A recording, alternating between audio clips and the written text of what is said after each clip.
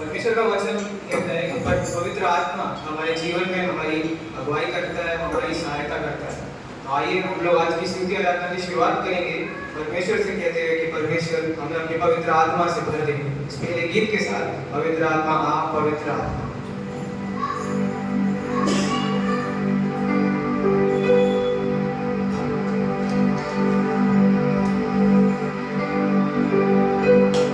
सिर्फ तेरे लिए यीशु तेरे लिए, सिर्फ तेरे लिए राजा तेरे लिए। अपने हाथों को ऊंचा उठाते हुए उस राजा की महिमा हम करेंगे। सिर्फ तेरे लिए यीशु सिर्फ तेरे लिए राजा तेरे लिए, सिर्फ तेरे लिए यीशु तेरे लिए मैं हाथ उठाता हूँ। पवित्र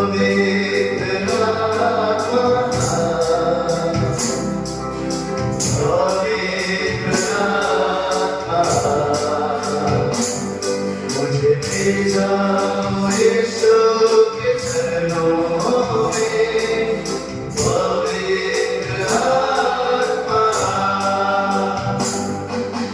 पवित्र आत्मा, पवित्र आत्मा,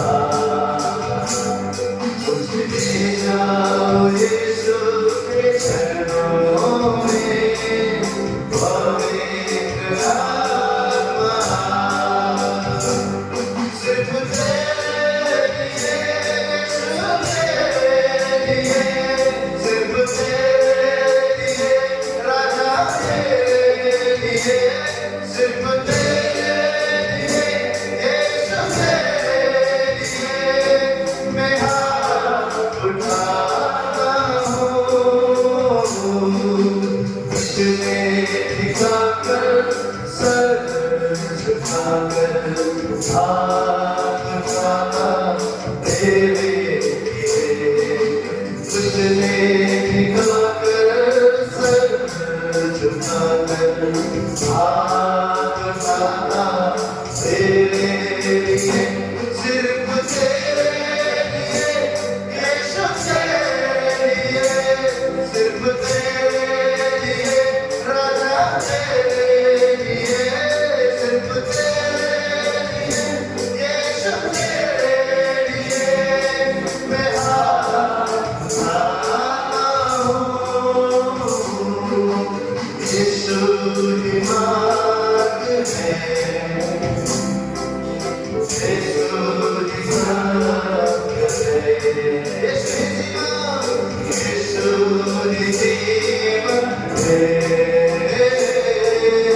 यीशु मेरा प्रभु, यीशु ही मार्ग है, यीशु ही मार्ग है और सत्य है, यीशु ही सत्य है, जीवन है, यीशु ही जीवन है,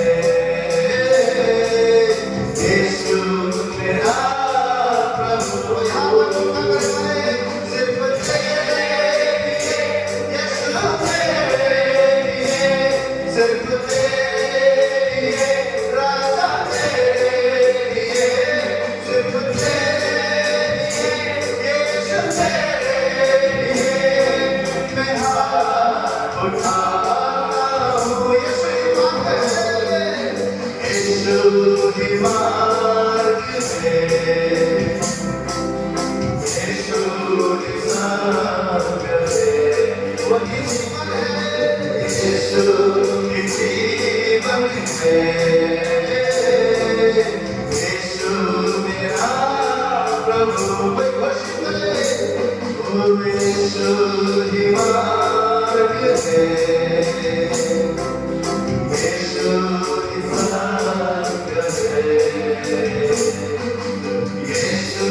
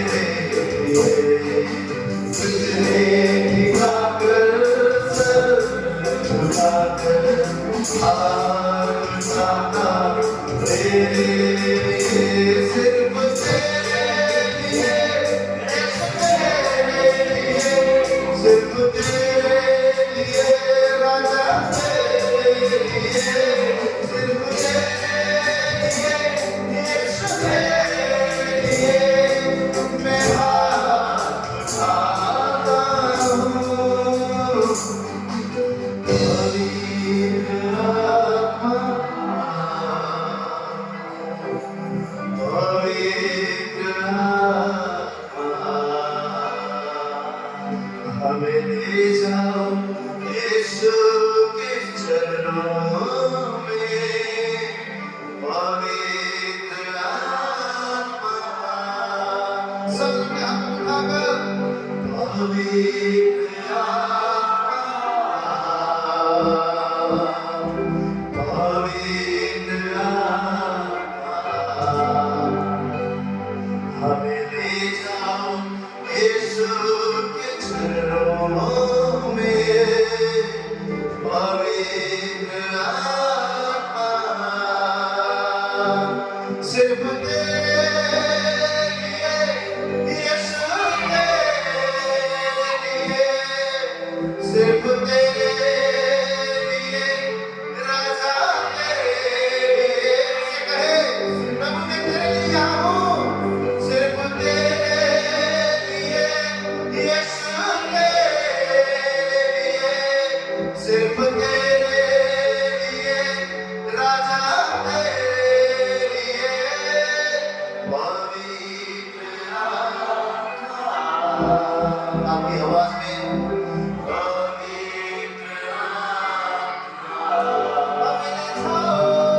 हमें ले जाओ यीशु के चरणों में, पवित्र आत्मा, पवित्र आत्मा, पवित्र आत्मा।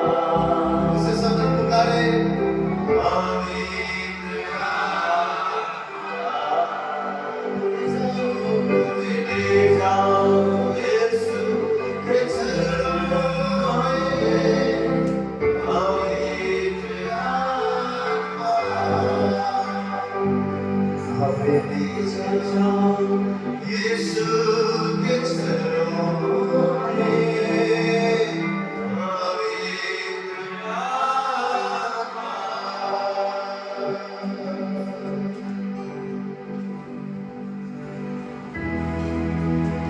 परमेश्वर का वचन रोमन्स 12:1 में हमसे कहता है कि हमारे जीवनों को जीवंत और पवित्र और परमेश्वर को भाता हुआ बलिदान करके चढ़ाएं। यही हमारी आत्मिक सेवा है।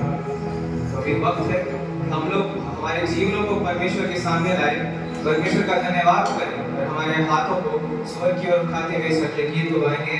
परमेश्वर की पवित्र वेदी में जीवन को चढ़ाता हूँ। मैं उठाता हूँ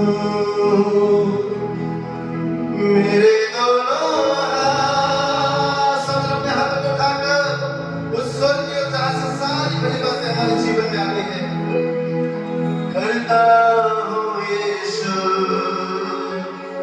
तेरा धन्यवाद। मैं उठाता हूँ मेरे दोनों हाथ, करता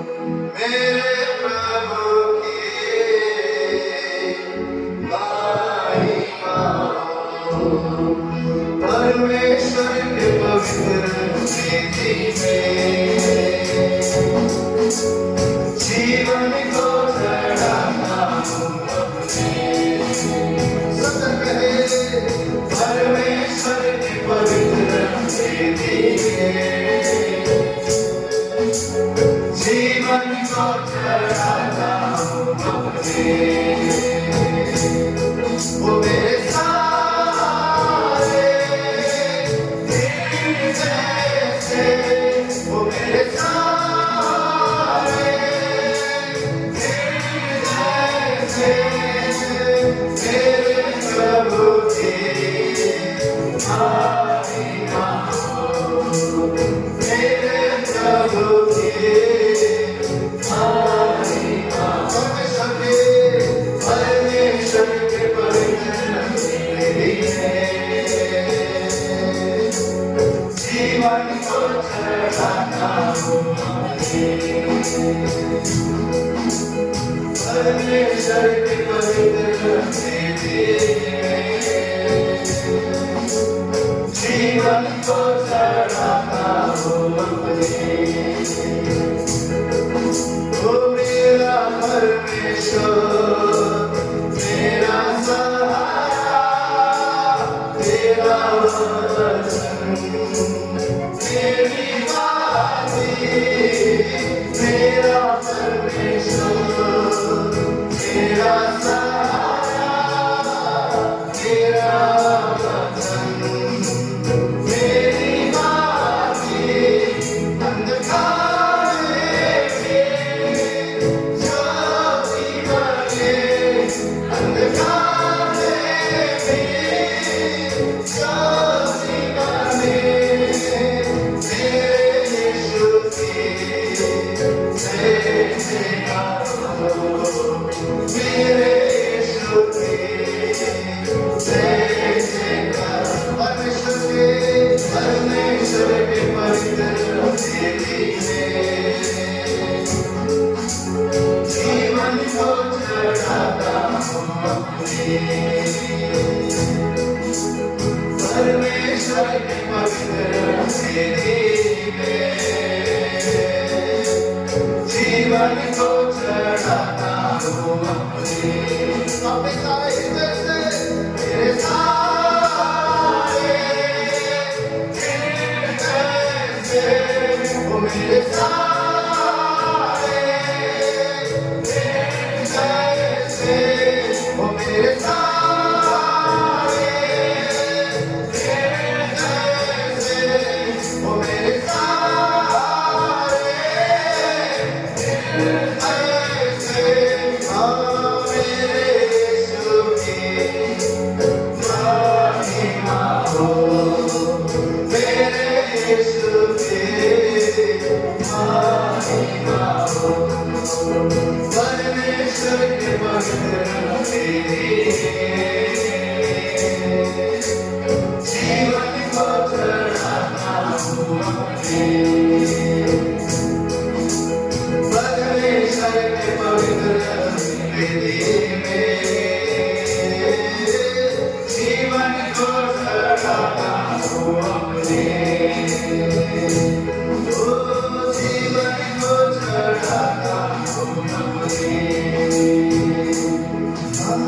जीवन को चढ़ाता हूँ अपने,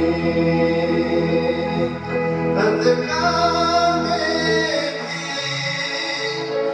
ज्योति बने, अंधकार में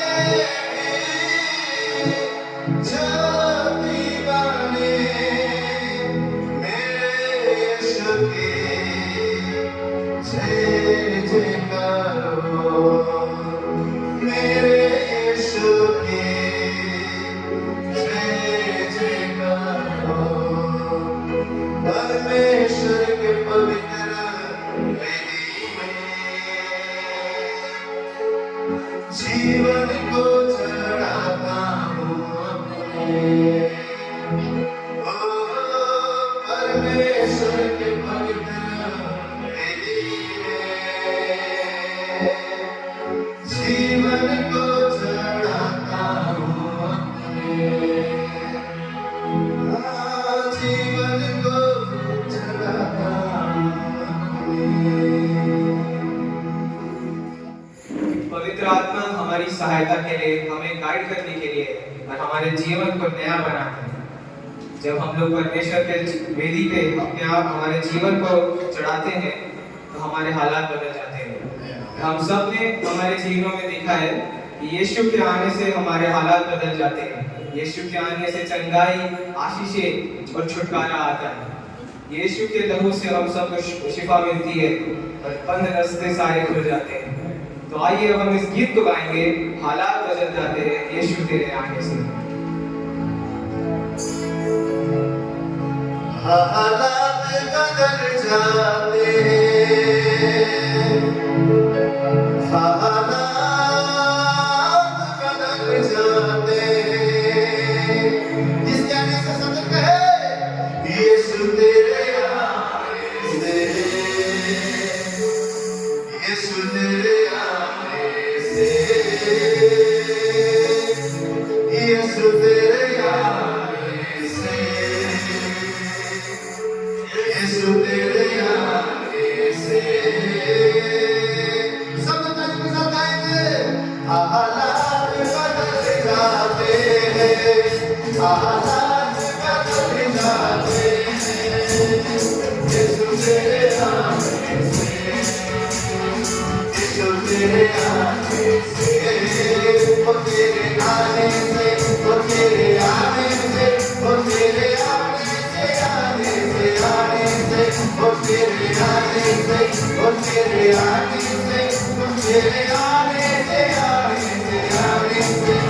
हालात बदल जाते हैं, हालात बदल जाते हैं, हाँ यीशु तेरे आने से, यीशु तेरे आने से, वो तेरे आने से, वो तेरे आने से, वो तेरे आने से, आने से, आने से, वो तेरे आने से, वो तेरे आने से, वो तेरे आने से, आने से।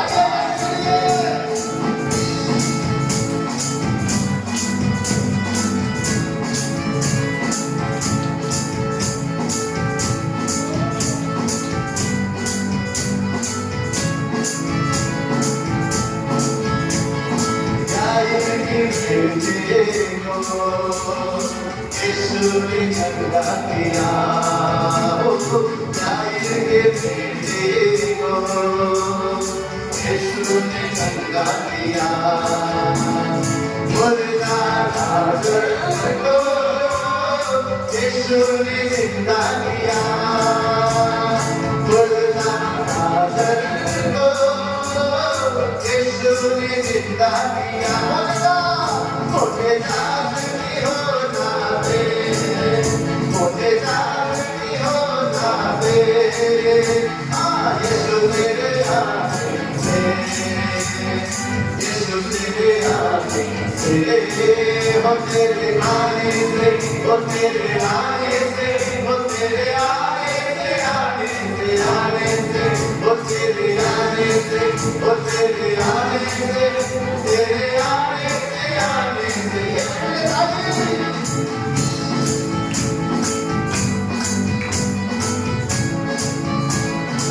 उसके आगे से हालात बदलते हैं, विश्वास करें।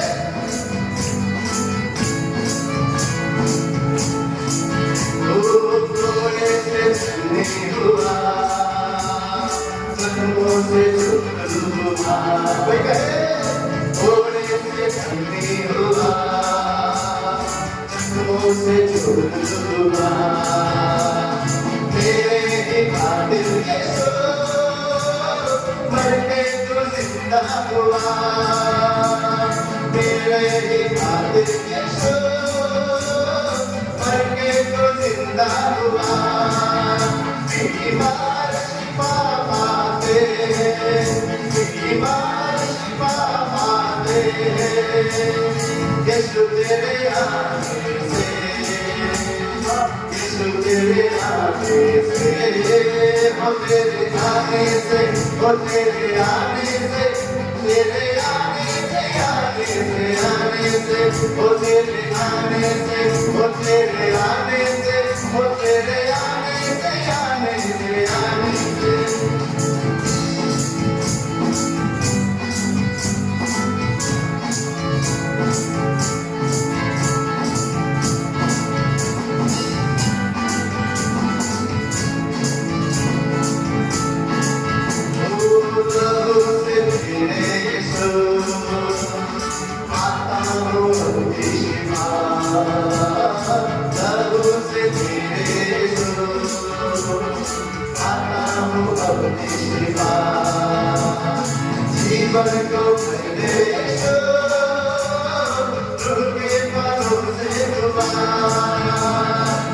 जीवन को मैं सो रोह के पनों से तुम्हार वो मंदरास पे खुल जाते मंदरास पे खुल जाते वो यीशु तेरे हाथ से यीशु तेरे हाथ से वो तेरे आने से वो तेरे आने से वो तेरे आने से आने से आने से वो तेरे आने से वो तेरे आने से वो तेरे आने से आने से आने से वो तेरे आने से वो तेरे आने से वो तेरे आने से आने से आने से आ तेरे आने से वो तेरे आने से तेरे आने से आने से आने से वो तेरे आने से वो तेरे आने से तेरे आने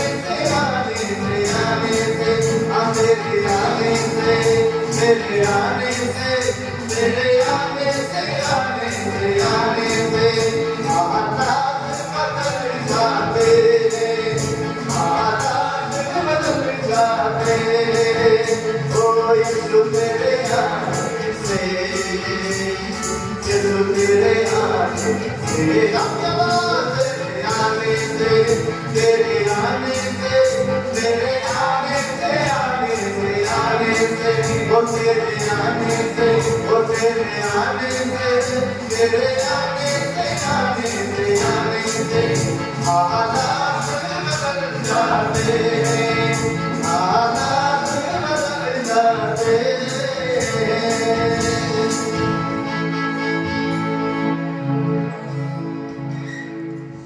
आइए हम लोग स्तुति आराधना में बने रहें। यीशु की पवित्र आत्मा हमारे बीच में मौजूद होती है। हम यीशु से कहें, छू ले हमें प्रभु, हमारे सारे बंधन को तोड़ दे, हमें आजाद कर प्रभु, हमारे जीवनों को ऐसा बना कि तेरी हर ख्वाहिश हमारी आदत बन सके प्रभु। वो प्रभु है जिसने क्रूस पे, शैतान पे, सारी बीमारियों पे, सारे पापों पे विजय प्राप्त की है। हमें प्रभु से दुआ करनी है, प्रभु की हर आज्ञा, हर इच्छा को पालन करने वाला जीवन हम जी सके। तो हम ये स्तुति और आराधना बरकरार करें। इस अगले गीत को गाएंगे रूह पाक खुदावन। पाक खुदावन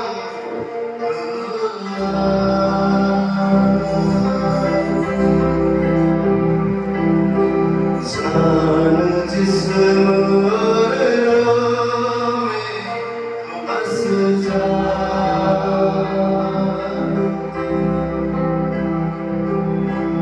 तूने पाक खुदावन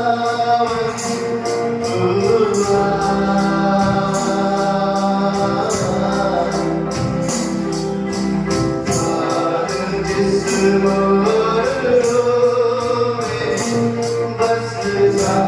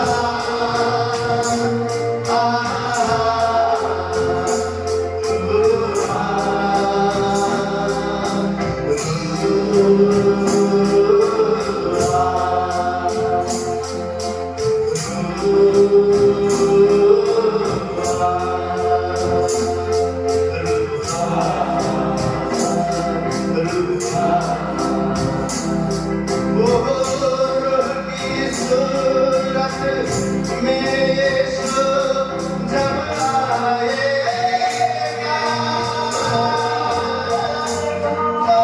तो तहस होगा, शैतान गिर जाएगा।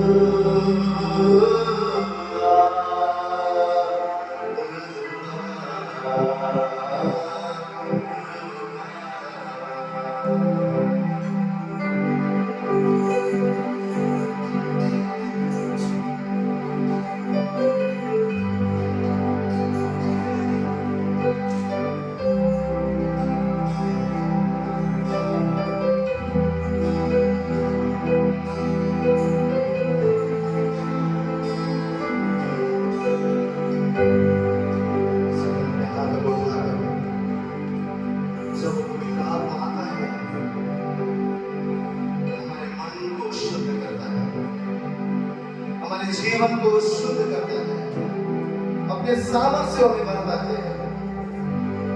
आइए उसकी हुक्म और उसकी मर्जी को हमारे जीवन में मानिए। उसे कहे प्रभु तेरी आदत मेरी आदत हो जाए, तेरी इच्छा मेरी चाहत हो जाए, मैं तेरी मर्जी में दौड़ सकूं प्रभु। ये गीत नहीं परंतु हम सब के लिए प्रार्थना है।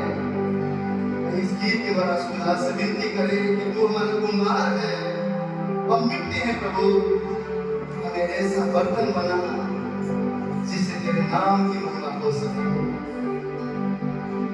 मैं ना करूं मेरे मन की दौड़ तेरी मर्जी को, मैं ना करूं मेरे मन की दौड़ तेरी मर्जी को। आपकी आवाज लग जाए ऐसी लग तेरी, कुछ और ना अब रिझाए, लग जाए ऐसी लग तेरी यीशु, कुछ और ना अब रिझाए। मैं तुझको पसंद आऊं, मैं तेरे को पाऊं, ऐसा मुझको बना, ऐसा मुझको बना। मैं तुझको पसंद आऊं, मैं तेरे को पाऊं, ऐसा मुझको बना, ऐसा मुझको बना। मेरे अंदर तेरी यादों को भर दे, मेरे अंदर तेरी यादों को भर दे, मेरे अंदर तेरी यादों को भर दे, मेरे अंदर तेरी यादों को भर दे। मैं तुझको पसंद आऊं, मैं तेरे को पाऊं, ऐसा मुझको बना, ऐसा मुझको बना। मैं तुझको पसंद आऊं, मैं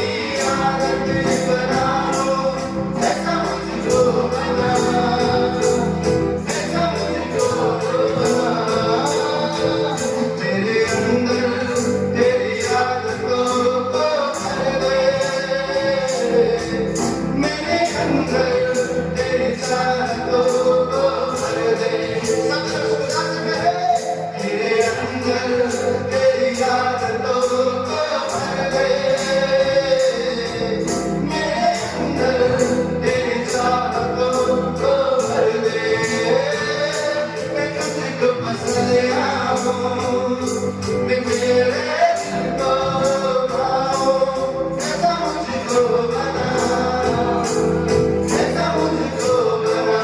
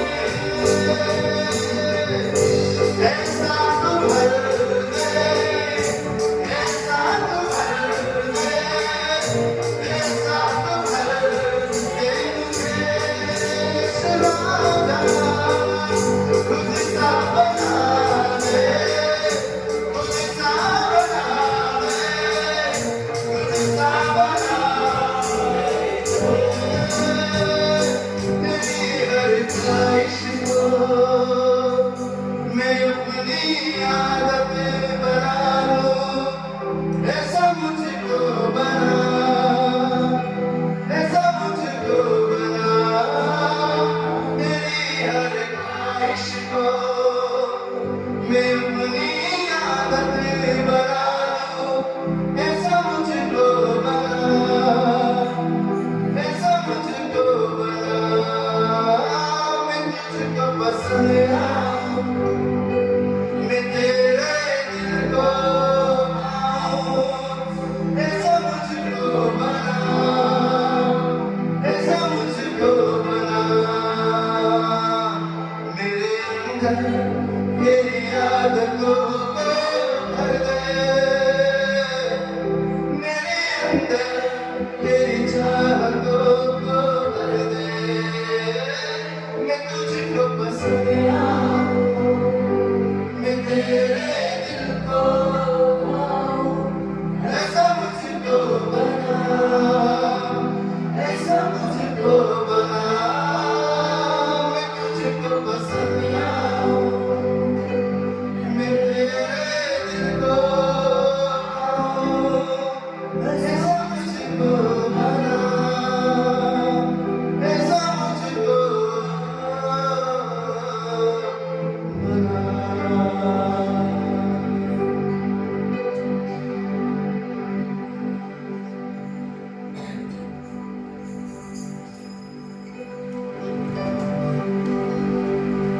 परमेश्वर हम धन्यवाद करते हैं ये पूरी स्तुति और आराधना में आपने हमारी अगुवाई करी। आगे का समय भी हम आपके अर्पण में रखते हैं प्रभु, और आज का आने वाला वचन आपकी ओर से हो। यीशु मसीह के नाम से इस प्रार्थना को मांगते हैं। आइए हम जोरदार तालियों के साथ एक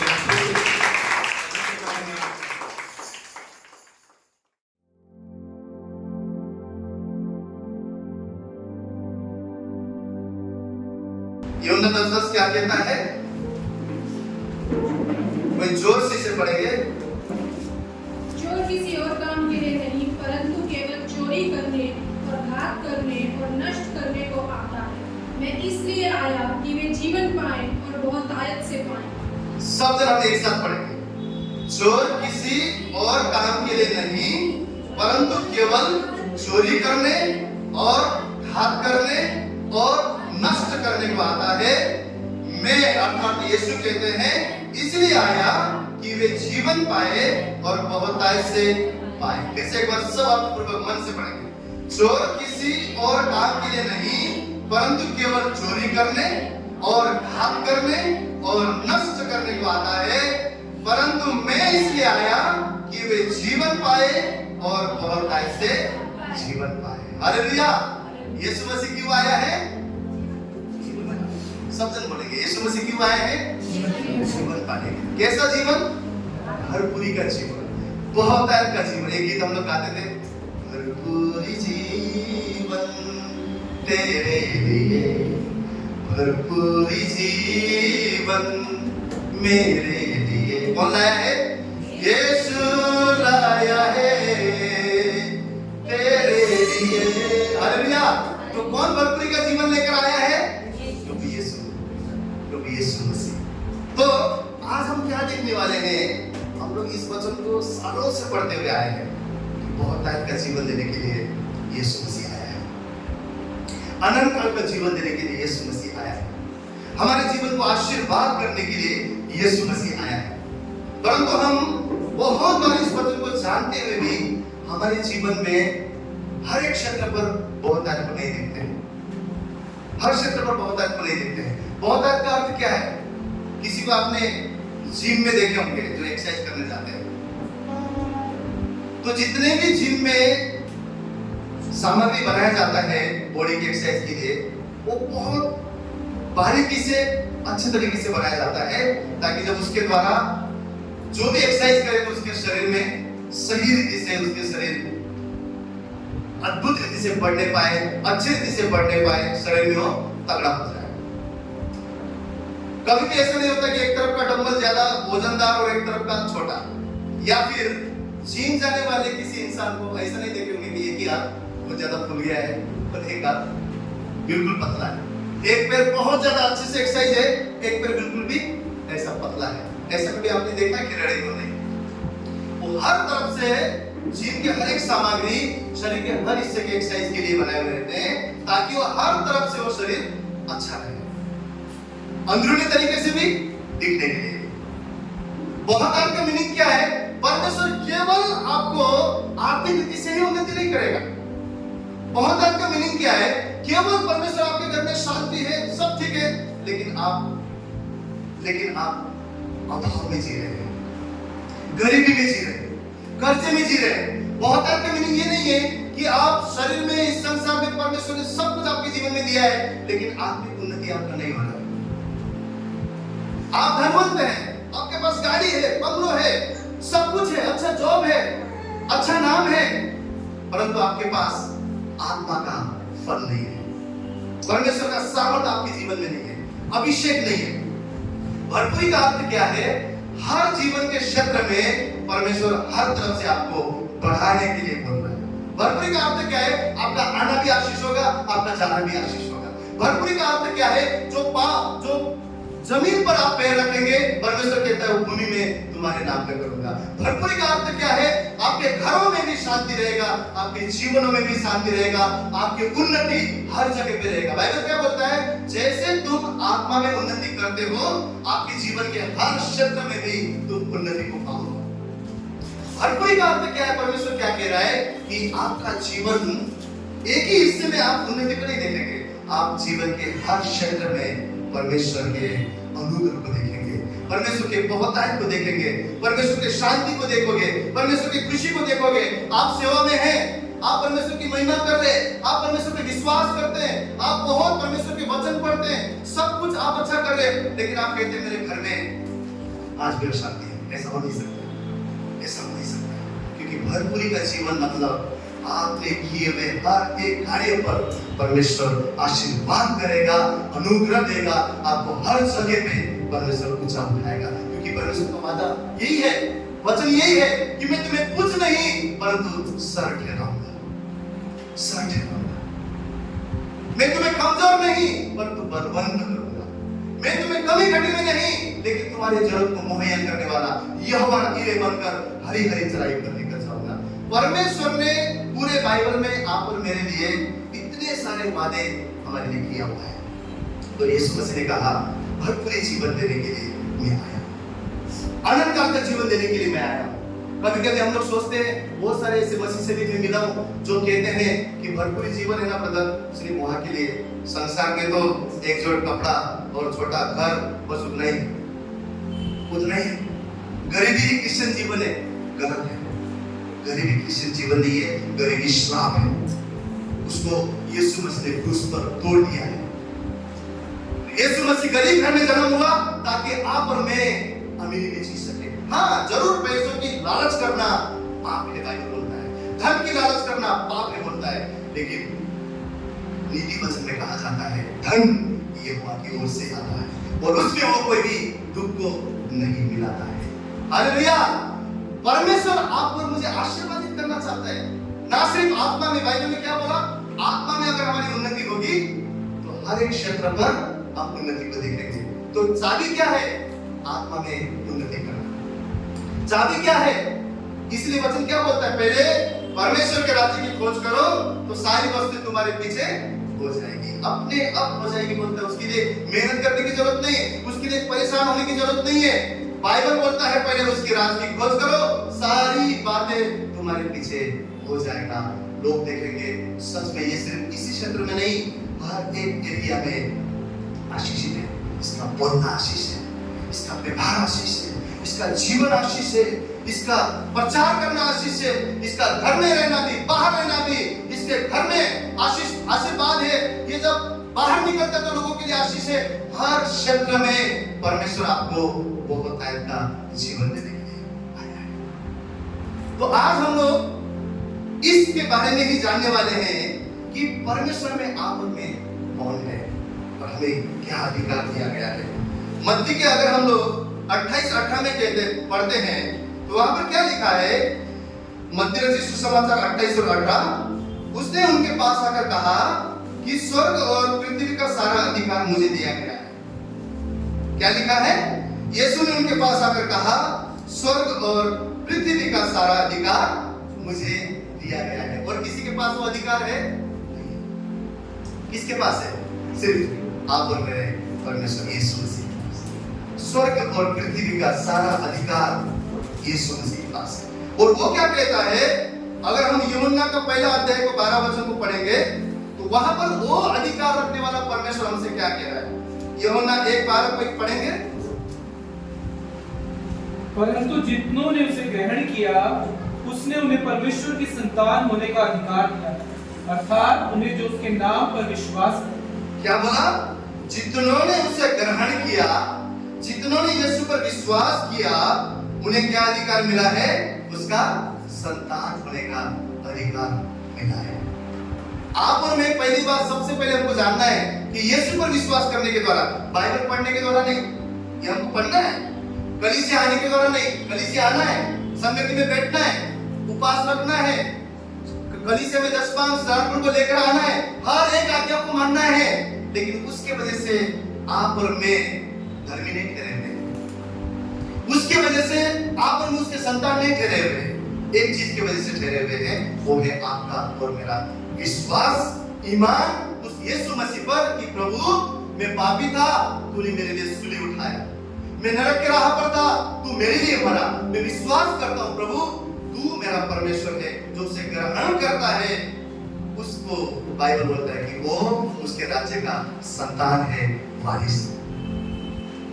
एक राजा के बेटे को ही उस राज्य का अधिकार है, उस राजा शासन का अधिकार है। राजा जब गुजरता है उसका बेटा भी राजा बनता है। ये संसार में भी ये सारे नियम है। वही सारे राजा उनके फिर बच्चे इस तरीके से राज करते हुए आते हैं। यहाँ पर क्या बोला है? परमेश्वर क्या बोलता है? जब हमने उस पर विश्वास किया तो आप और मैं उसके संतान बन गए हैं। वो कोई हमारे काम की वजह से नहीं। हाँ, मेरे अंदर टैलेंट है इसलिए प्रभु ने मुझे चुना। प्रभु बोलता है जो संसार में कुछ अस्तित्व भी नहीं है ऐसी चीजों को मैंने चुना है, जो कुछ है भी नहीं उनको मैंने चुना है। हमारे अपने टैलेंट, हमारे अपने बुद्धि, हमारे अपने ज्ञान की वजह से परमेश्वर ने नहीं चुना है। परमेश्वर ने आप और मुझे इसलिए चुना कि हम जो तुच्छ थे उनमें से उसकी महिमा हो सके। और यहाँ पर क्या बोलता है कि जब हमने उस पर विश्वास किया तो आप और मैं उसका संतान हो गए। बोलिए मैं उसका संतान, मैं परमेश्वर का संतान हूँ, मैं परमेश्वर का संतान हूँ। अभी परमेश्वर के संतान के लिए परमेश्वर ने क्या अधिकार दिया हुआ है? पहला हमने क्या देखा कि हम उसके संतान हैं। दूसरा हमें क्या अधिकार दिया हुआ है? लूका 10 उसका 19 वचन कोई पढ़ेंगे। लूका 10 उसका 19 वचन। देखो मैंने तुम्हें सांपों और बिच्छुओं को रोंदने का और शत्रु की सारी सामर्थ पर अधिकार दिया है, और किसी वस्तु से तुम्हें कुछ हानि ना होगी। क्या लिखा हुआ है? सांपों और बिच्छू को रोकने का और शत्रु अर्थात शैतान की सारी सामर्थ पर अधिकार दिया है। बोलिए मेरे पास अधिकार है, मेरे पास अधिकार है, मेरे पास अधिकार है। कैसा अधिकार है आपके पास? सांपों को, बिच्छुओं को, शैतान की सारी सामर्थ को रोकने का आपको और मेरा अधिकार है। कभी कभी हम सोचते हैं तो कुछ भी नहीं, ये तो कुछ भी नहीं, ये आपका विश्वास है। क्योंकि हम जब हम परमेश्वर पर विश्वास करते हैं, परमेश्वर ने क्या बोला? तू मेरे संतान। और जब हम उसकी संतान ठहरते हैं तो बाइबल बोलता है जो पवित्र आत्मा के सामर्थ के द्वारा परमेश्वर पिता ने यीशु को जी उठाया, वही पवित्र आत्मा का सामर्थ आप और मेरे अंदर डाला हुआ है। कभी कभी हम समझते नहीं है, हम उस सामर्थ को नहीं समझ पाते हैं, परंतु बाइबल कहता है, परंतु परमेश्वर का वचन कहता है जो पवित्र आत्मा के सामर्थ से यीशु जी उठा, वही जिलाने वाला पवित्र आत्मा का सामर्थ आप और मेरे अंदर परमेश्वर ने डाला हुआ है। और परमेश्वर का वचन ये भी कहता है कि वही पवित्र आत्मा के सामर्थ के द्वारा आप और मैं असंभव को भी संभव कर सकते हैं। तो यहाँ पर हम लोग क्या देखते हैं कि प्रभु ने क्या बोला? सांपों और बिच्छू को रोकने का और सारी शत्रु के सामर्थ पर अधिकार दिया है। अगर उसी अध्याय में हम लोग देखते, घर में पढ़िएगा, 70 जन को जो प्रभु ने 70 चेलों को जो भेज रहा था कि जाकर कार्य करो, लोग रोगी को चंगा करो, तो वो लोग आकर क्या बोलते हैं? प्रभु हम तेरा धन्यवाद करते हैं। आनंद से आकर वो क्या बोलते हैं कि तूने दुष्ट आत्माओं को भी हमारे वश में कर दिया है। आपके पैरों के नीचे दुष्ट आत्मा है, आपके पैरों के नीचे शैतान है। कभी कभी हम शैतान को यहाँ रखते हैं, ओ शैतान ने ऐसा कर दिया, ओ शैतान ने वैसा कर दिया, ओ शैतान ने मेरा ये बिगाड़ दिया। आप परमेश्वर के बच्चे हैं, शैतान आपका कुछ भी नहीं कर सकता है। अगर आप विश्वास करते हैं मेरे लिए यीशु मरा, मेरे पापों को यीशु ने उठाया, मेरे अधर्मों को यीशु ने उठाया, अब मेरे अंदर यीशु का जी उठाने वाला सामर्थ्य है। अगर आप विश्वास करते हैं मैं आशीषों के बीचों बीच हूं, अब्राहम के आशीष मेरे जीवन के लिए है, परमेश्वर का नया जीवन यीशु मसीह के द्वारा मुझ में है। अगर आप विश्वास करते हैं, आप विश्वास करते हैं अगर यीशु ने शैतान को क्रूस पर हराया है, अगर आप विश्वास करते हैं तो आप ये कभी भी विश्वास नहीं करेंगे कि शैतान ने मेरा नुकसान किया। आप कह नहीं सकते, क्यों? आपके अंदर जो है, जो इस संसार में है, उससे बड़ा आपके अंदर है। आप विजयी लोग हैं, आप जयवंत से भी बढ़कर लोग हैं। आपको जानना है, आपकी अथॉरिटी को जानना है। अगर मुझे कोई राजा बना दे कल और मुझे अथॉरिटी पता नहीं, मुझे ये नहीं पता कि राजा का अधिकार क्या क्या होता है, तो राजा बनने का कुछ मतलब है क्या? परमेश्वर ने इट इज फिनिश्ड बोला, सब कुछ खत्म हो गया बोला यीशु मसीह ने। क्या खत्म हुआ? अब शैतान का डंक नहीं, अब शैतान का कोई भी तुम्हारे ऊपर अथॉरिटी नहीं रहा, अब कोई भी पीढ़ियों से आया हुआ श्राप नहीं रहा, कोई भी गरीबी नहीं रहा, कोई भी अधर्म नहीं रहा। मैंने पाप को, शैतान को कुचल डाला है, उसके डंक को, मृत्यु को भी तोड़ डाला है। तुम अब अनंत काल के जीवन के हिस्से। यीशु मसीह ने क्रूस पर सब कुछ शैतान को हराकर कहा it is finished, it is finished. अब तुम नया जीवन हो, अब तुम नया सृष्टि हो, अब तुम व्यवस्था के टाइम पे, नियम के टाइम पे, पुराने नियम में हम लोग देखते हैं कि अगर कोई इंसान पाप करता था उसको बहुत मेहनत करना पड़ता था, उसको मंदिर तक जाना पड़ता था, उस जानवर को लेकर जाना पड़ता था। एवरी टाइम जब भी वो पाप करता था याजक के पास ले जाके उस बलिदान को दिखाना पड़ता था। याजक उसको देखता था और बलि देकर वो पाप हट नहीं जाता था, परंतु पाप ढकता था। और उस तरीके से पुराने लोग धर्मी ठहरते थे परमेश्वर के नजर में, लेकिन वो पूरी तरह से पाप हटता नहीं था, फिर से पाप आता था। नया नियम में यीशु मसीह ने क्या किया? उस सारे व्यवस्था को तोड़ डाला। आज आप लोग मुझे जानना है, हम व्यवस्था में नहीं है, हम अनुग्रह में हैं। अनुग्रह यीशु मसीह के द्वारा आया है। कई बार हम पुराने नियम, हम सबको हमारे जीवन के लिए बहुत अच्छी बातें हमें चेतावनी देता है, परमेश्वर हमें सिखाता है, परंतु हमारा जीवन यीशु मसीह के द्वारा नया हुआ है। अनुग्रह में आप और मैं है, क्योंकि व्यवस्था क्या बोलता है पता है? अगर आप 100 में से 99 आज्ञा भी मानते हैं और एक नहीं मानते तो भी आप दंड के योग्य हैं। लेकिन अनुग्रह क्या बोलता है? अनुग्रह कहता है कि तुम अगर विश्वास करते हो ना यीशु पर, तो तुम्हारा सारा पाप केवल ढकता नहीं है, लेकिन वो उठा लिया जाता है। आप और मुझे क्या विश्वास करना है?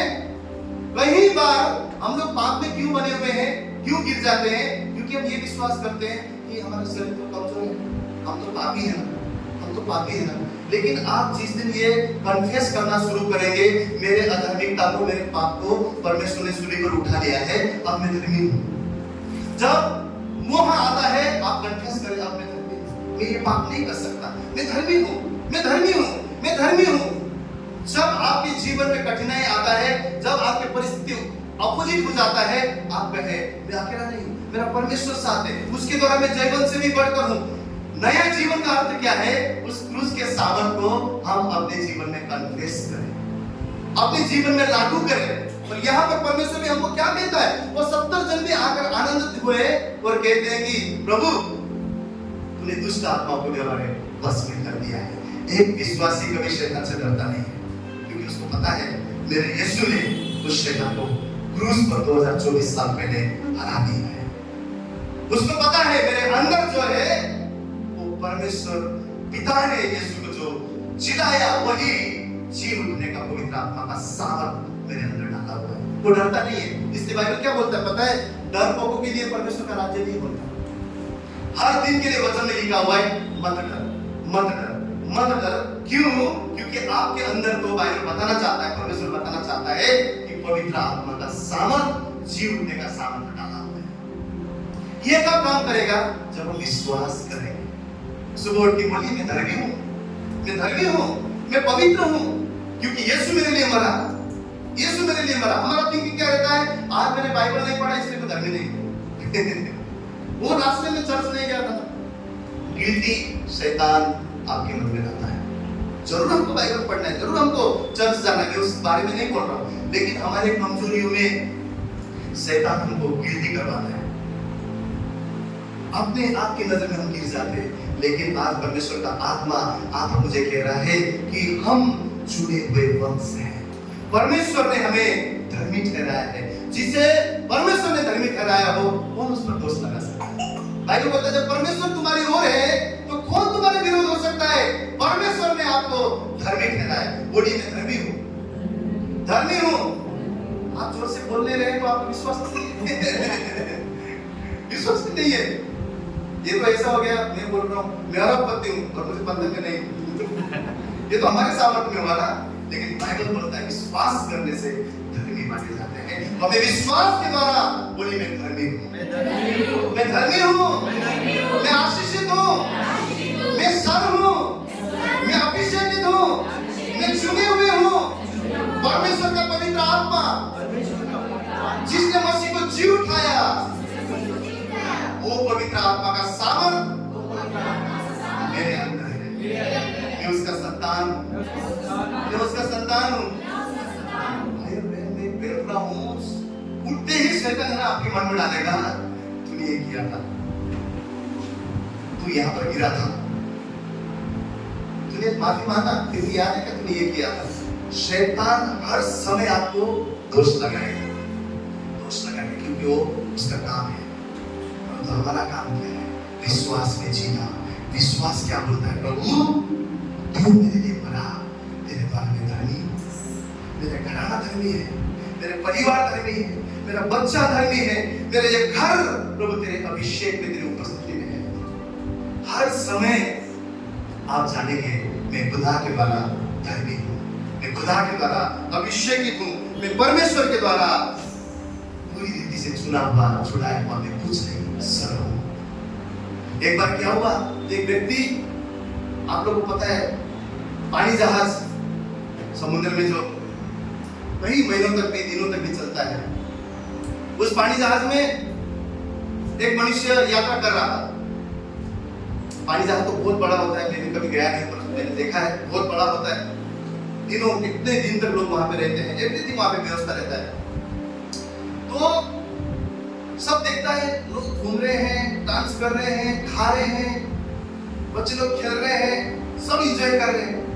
तो एक साइड में जाके बैठ जाता है, लोग नाश्ता भी कर रहे हैं, दिन हो जाता है, दोपहर में खाना भी खाते हैं, शाम हो जाता है लोग सामने खाना भी खा रहे हैं, बस घूम रहे हैं। सोचता है काश मेरे पास में थोड़ा ज्यादा पैसा होता तो मैं भी जाके एंजॉय करता, खाता पीता। लेकिन जहाज का एक जो कैप्टन, मतलब वहां पे जो सर्विस करने वाला एक आदमी रहता है, उसे पूरा दिन वो देखता रहता है कि ये कुछ भी नहीं कर रहा है, ना जाके खा रहा है, ना घूम रहा है, कुछ भी नहीं करना, अपनी जगह पे बैठा है, सोच ही रहा है। तो ये बड़ा हिम्मत करके जाता है, बोलते सर ये आप कुछ भी नहीं कर रहे हो, आप सिर्फ बैठे हुए हो। तो बोलता है हाँ एक्चुअली मैं सिर्फ बैठा हुआ हूँ क्योंकि मेरे पास पैसा नहीं है ना। तो वो बोलता है कि पैसे क्यों चाहिए, पैसे क्यों चाहिए? बोलते नहीं ये खाना पीना सबके लिए पैसा चाहिए ना।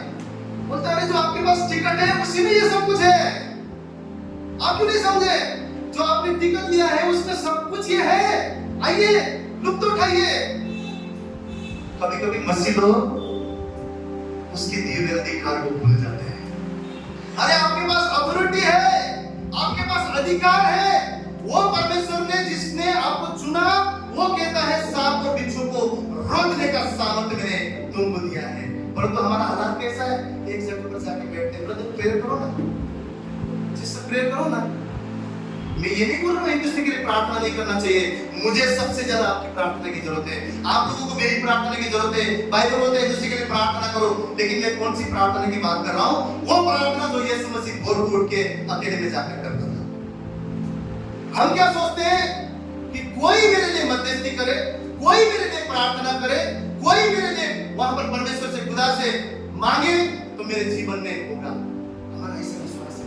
अरे जो परमेश्वर पर आपने विश्वास किया, जो परमेश्वर के ऊपर आपने भरोसा किया, वो परमेश्वर कहता है बाबा मैंने मेरा सामर्थ तुझे दिया है, मैंने अधिकार तुझे दिया है।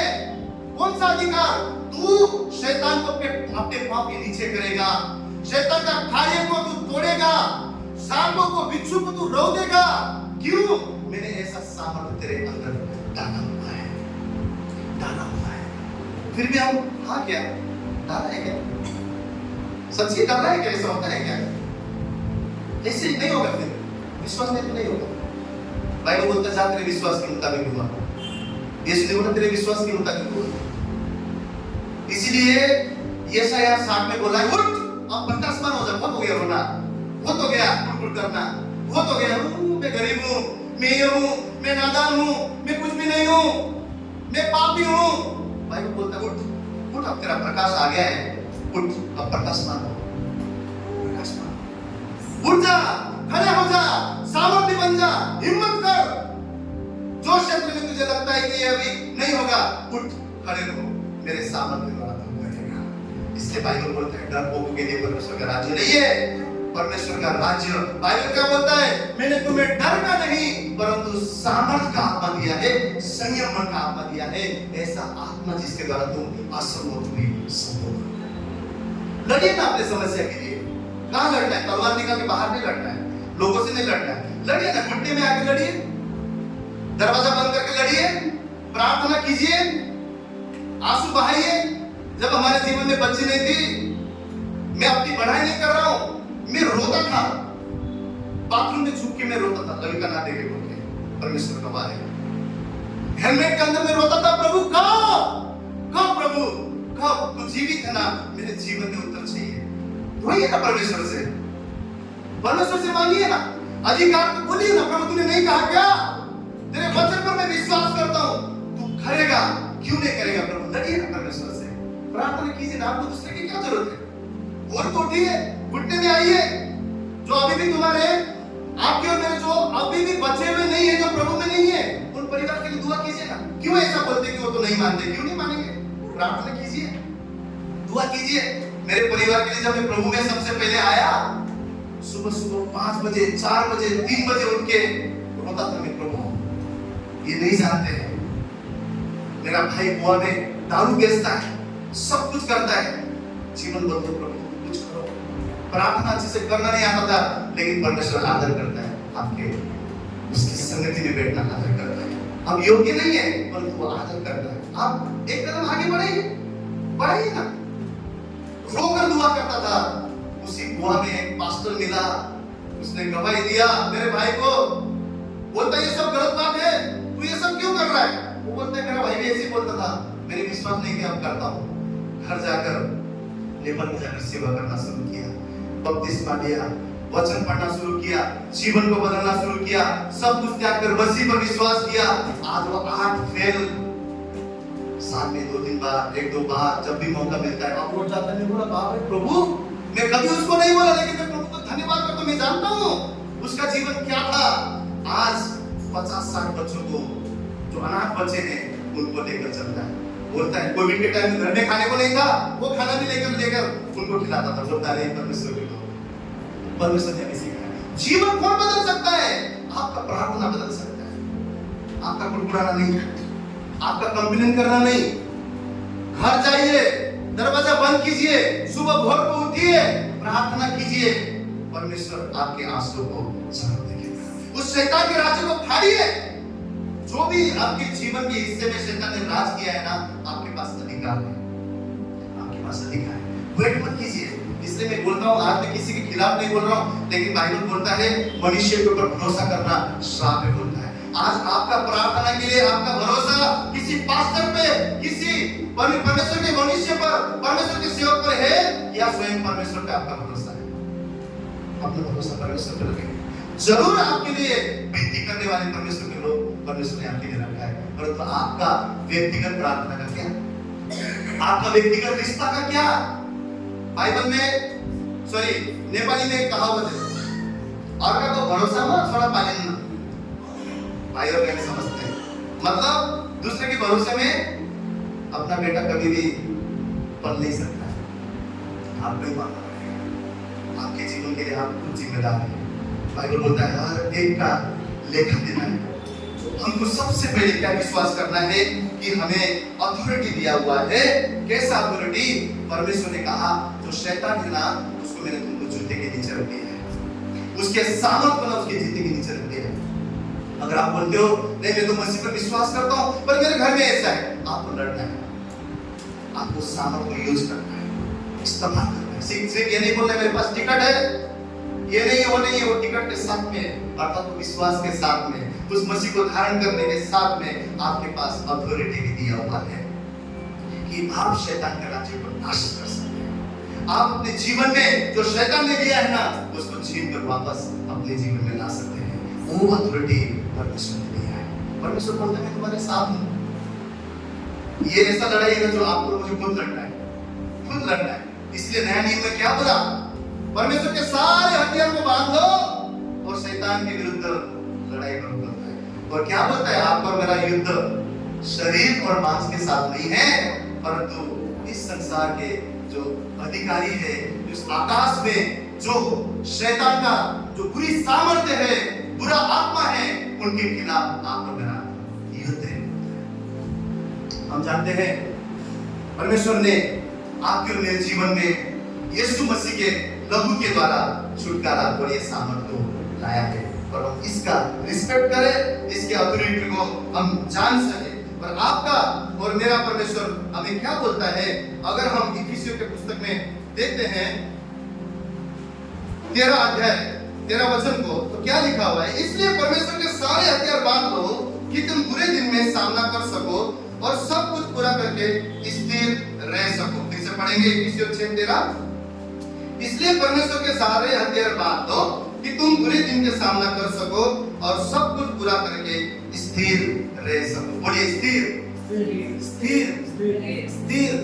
यहाँ तो भागना है बोला है क्या? क्या बोला है? स्थिर रहना है। बुरे दिन में भी स्थिर रहना है, भागना नहीं बोला, भागना नहीं, स्थिर रहना है। और आगे क्या बोलता है? तो उसके हथियार को बांध लो बोलता है। तो उसके हथियार क्या है? 14 वचन में क्या लिखा है? सो सत्य से अपने कमर कसकर। सत्य कौन है? यीशु मसीह। सत्य कौन है? अभी मैं बोलूंगा सत्य से कमर कसना क्या होता है। सत्य से कमर कसना क्या होता है? सत्य से कमर कसना क्या है पता है? मेरे श्राप टूट गया है, अपने आशीर्वाद में।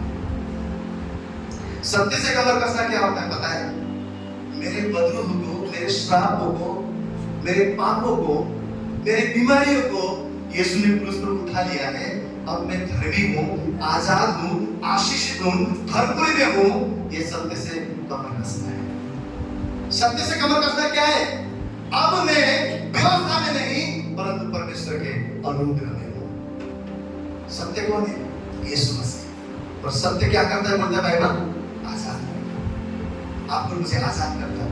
कैसे आजाद करेगा? हमको विश्वास करना है मैं पापी नहीं हूं, मैं धर्मी हूं। क्यों? यीशु ने मेरे लिए लहू बहाया, यीशु मेरे लिए मरा। मैं गरीब नहीं हूं, मैं श्रीमंत हूं। क्यों? परमेश्वर गरीब घर में जन्मा, वो मेरा यहोवा ही है, वो मेरी जरूरत को पूरा करता है। उसने कहा तुम कर्जे में नहीं, तुम राष्ट्र को उधार दो। राष्ट्र को उधार दोगे तो मेरा प्याला उमड़ेगा। हो सकता है अभी नहीं है पर जरूर आएगा। मैं विश्वास करता हूं, मैं विश्वास करता हूं, मैं विश्वास करता हूं। हर क्षेत्र में बहुत नायक का जीवन। चोर ने चोरी किया है ना, मैं विश्वास करता हूं अब उस वचन रूपी तलवार के द्वारा, अब परमेश्वर के सामर्थ के द्वारा शैतान को मैं खंडन करूंगा, नाश करूंगा। परमेश्वर ने दिए हुए आजादी को, परमेश्वर ने दिए हुए सत्य से मैं अपने कमर को बांधूंगा। हर समय कहूंगा मैं उसका संतान हूं, मैं धर्मी हूं, मैं छुड़ाया हुआ हूं, मैं आशीषित हूं, मैं कुछ नहीं सब हूं। ये सत्य है जो हर समय शैतान झूठ बोलेगा नहीं तू पापी है, नहीं, कमजोर नहीं हो नहीं सकता है, तेरे जीवन में होगा ही नहीं। सत्य से कमर बांधिए, सत्य से कमर बांधिए। सत्य आपको आजाद करेगा। जब आप सत्य से अपने मन को भरेंगे, सत्य से कमर बांधेंगे, सत्य आपको आजाद करेगा। और धार्मिकता की झिलम पहनकर मतलब कि हम पापी नहीं हैं, परमेश्वर ने हमें धर्मी बनाया है, ऐसा झिलम, ऐसा कपड़ा पहनकर, पांव में मेल के सुसमाचार की तैयारी के जूते पहनकर, यानी कि सुसमाचार की तैयारी के जूते मतलब क्या है? दूसरों को भी बहुतायत के जीवन के लिए लेकर आना, वो कार्य भी परमेश्वर ने दिया है। पहनकर और उन सब के साथ विश्वास की ढाल को लेकर स्थिर रहो। फिर से क्या बोल रहा है? स्थिर रहो। किसके साथ? विश्वास के ढाल को लेकर। ढाल क्या है? जो हमारा रक्षा करता है, रक्षा करता है। तीर आ रहा है, रक्षा करता है। तलवार चला रहा है, रक्षा करता है। आंखों में आपने देखे होंगे ना, ढाल में सुरक्षा करता है। मार रहे हो से रक्षा करता है, कोई भी मार रहा है रक्षा करता है। वो क्या है? ढाल है। कैसा ढाल? वो क्या है? कौन सा ढाल? विश्वास की ढाल, विश्वास की ढाल। आपको पता है जब मिस्री लोगों को यीशु मसीह ने निकाल कर लाया, परमेश्वर यहोवा ने मूसा के द्वारा लाया, तो मिस्र देश से छुड़ाया, ले जाना कहां था? कनान देश में। ऐसा देश जहां पे दूध और मधु बहता है, अर्थात आशीष का देश। आज के समय में क्या है? परमेश्वर ने आपको मुझे छुड़ाया है, लेकर कहां जाना चाहता है? बहुतायत के जीवन में, बहुतायत के आशीष में, भरपूरी के जीवन में। लेकिन इजरायली लोगों के और कनान देश के बीच में क्या था? युद्ध था। क्या था? परेशानी था। क्या था? जंगल था, रेगिस्तान था, मरुभूमि था, पानी नहीं था, खाना नहीं था, ये नहीं था, वो नहीं था, कुड़कुड़ाना था, बहुत कुछ वहां पर था। युद्ध भूमि था। आज युद्ध भूमि आपका और मेरा मन में है। हमको पता है जाना दूध और मधु के देश में है, अनंत काल के जीवन में है। हमको पता है बहुत का जीवन परमेश्वर ने हमें यहाँ पर भी रखा हुआ है, वहां पर भी रखा हुआ है। बाइबल ये कहने वाला परमेश्वर है, मैं सुखियों में भी, मरुभूमि में भी नदियां बहाने वाले परमेश्वर हूँ। तुम्हारे खत्तों को बढ़ाने वाला परमेश्वर हूँ। तुम्हारे जीवन को बहुतायत से देने वाले परमेश्वर हूँ। ना सिर्फ तुम्हारा जीवन आशीष होगा, तुम्हारे द्वारा कईयों को आशीष मिलेगा। हमको सब पता है, परंतु मरुभूमि है, जंगल है, रेगिस्तान है, ऐसा भूमि है कनान से पहले जो हमारा मन है। और ये मन में ना शैतान ऐसे ऐसी बातें डालेगा, ऐसी ऐसी बातें डालेगा। इसलिए यहाँ पर क्या बोला? विश्वास की ढाल को लेकर स्थिर रहना, भागना मत, स्थिर रहना, जाने रहना कि कनान देश में मैं जाने वाला हूँ, भरपूरी के देश मेरे लिए है, मैं युद्ध करूंगा। उस भूमि पर, उस जगह पर, उस कनान देश में जाने से पहले कितने सारे चीज वहां पर हुआ, और परमेश्वर यहोवा ने हर एक वहां पर नहीं पहुंचाया, हर एक वहां पर नहीं पहुंचाया, हर एक जगह पर नहीं जा सकते। लेकिन परमेश्वर ने वहां पर उनको अथॉरिटी दिया था, वचन दिया था, आज्ञा दिया था किस तरीके से करना है। आज भी हमारे जीवन में परमेश्वर, हम क्या चाहते हैं कि सब कुछ परमेश्वर ही करे, हम तो बस नहीं हाथ पीछे रख के हमें सिर्फ बैठना है, प्रभु यीशु के नाम से हो जाए। परमेश्वर यीशु मसीह का अगर हम बाइबल में से सच्चाई देखेंगे, परमेश्वर कहता है मैं तुम्हारे संग हूं, लेकिन अथॉरिटी को तुम्हें यूज करना है। मैं शपथ करूंगा, लेकिन अथॉरिटी जो अधिकार है, इसलिए बाइबल बोलता है जब धरती पर बांधोगे तो स्वर्ग में भी बंधेगा। अगर हम बोलेंगे बांधेंगे नहीं तो स्वर्ग में क्या बंधेगा? बाइबल बोलता है धरती पर आजाद करो तब स्वर्ग में आजाद होगा। हम बोलेंगे नहीं, ठीक है, प्रभु जानता है आजादी नहीं करना, अथॉरिटी यूज नहीं करना, यूज नहीं करते, हमको अथॉरिटी यूज करना है, यूज करना है। तो हमने यहाँ पे क्या देखा कि और उनके सबके साथ विश्वास की ढाल को लेकर स्थिर रहो, जिससे तुम उस दुष्ट के सब जलते हुए तीरों को जो हमारे हृदय में डालता है वो नहीं होगा। भाई नहीं होगा, बहन नहीं होगा, आंटी अंकल नहीं होने वाला है, नहीं होगा। मेरे बेटे, मेरे बेटी, मेरे बहू, मेरा सास, मेरा पति, मेरी वाइफ, मेरे बच्चे, नहीं होगा। बाइबल बोल रहा है उस ढाल को लेकर स्थिर रहे, उस जलते हुए तीर को अपने जीवन में आगे मत दे, मन में आगे मत दे। मन में क्या रखो?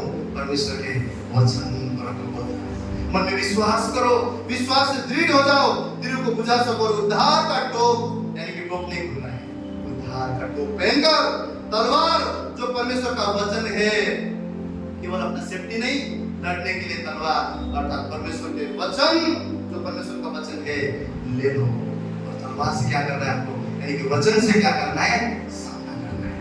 इसलिए बाइबल क्या बोलता है, परमेश्वर के वचन को हृदय में छुपाओ। हृदय में क्यों बोला, क्यों मन में नहीं बोला, दिमाग में नहीं बोला, हृदय में, मन के अंदर छुपा कर बोलता है। क्यों? युद्ध तो इधर है ना। अगर कोई इंसान इधर से हार जाता है ना, वो जिंदगी में हार जाता है।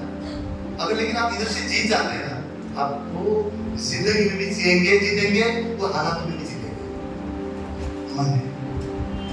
मन में अगर आपने ठान लिया, नहीं, मेरा प्रभु कहता है, मेरा प्रभु कहता है, ये कर्जा है ना, चुकता होकर परमेश्वर मुझे मेरे आशीष में बनाएगा। बीमारी में कहना है, नहीं, ये श्राप, ये बीमारी हमेशा के लिए नहीं रह सकता, परमेश्वर मुझे चंगा करने वाला होता है। मन में बाइबल इसलिए बोलता है, आशाओं का वो परमेश्वर है, आशाहीनों का नहीं, आशाओं का। यानी कि जो उस पर भरोसा करता है, जो आशा करता है, वो क्या होंगे, उठेंगे। कभी भी अपनी आशा को मरने नहीं देता है, कभी भी अपनी आशा को मरने नहीं देता है। आशा रखिए। हमने क्या बोलते हैं हम लोग, आज का दिन, आज का दिन बोलिए, आज का दिन नया आशा के लिए, नया आशा के लिए। कल नहीं हुआ ना, फिर से होगा यीशु के नाम से। मैं लड़ूंगा, मैं लड़ूंगा।